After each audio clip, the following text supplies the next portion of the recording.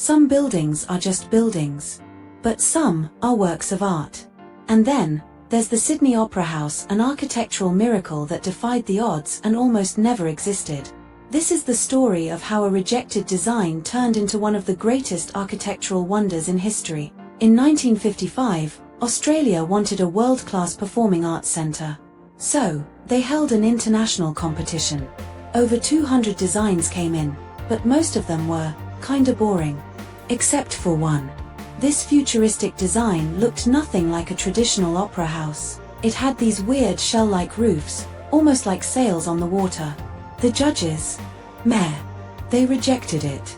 But then, plot twist, one of them took a second look and said, "Wait, this is genius."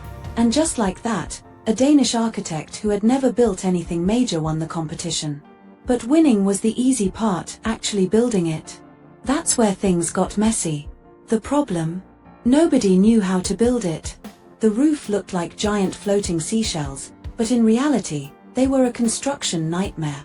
At first, they tried different materials, steel, concrete, maybe even witchcraft. Nothing worked.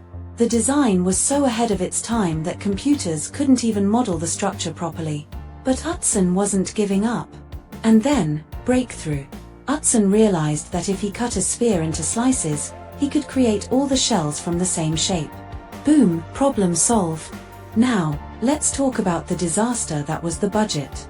The original cost, $7 million. The final cost, $102 million.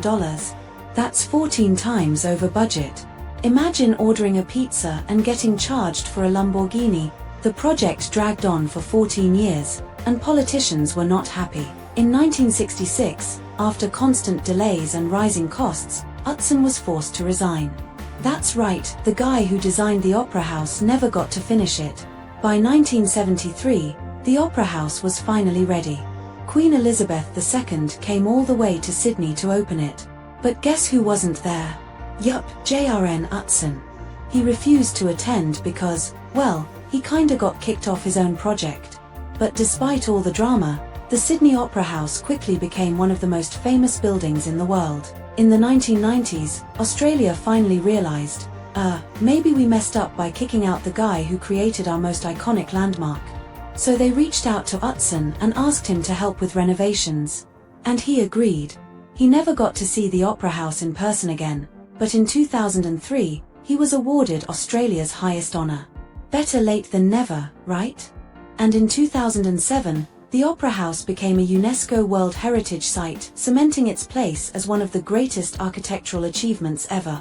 Today, the Opera House isn't just for opera, it hosts over 1,500 events a year, from concerts to theatre, comedy to dance, even TED Talks.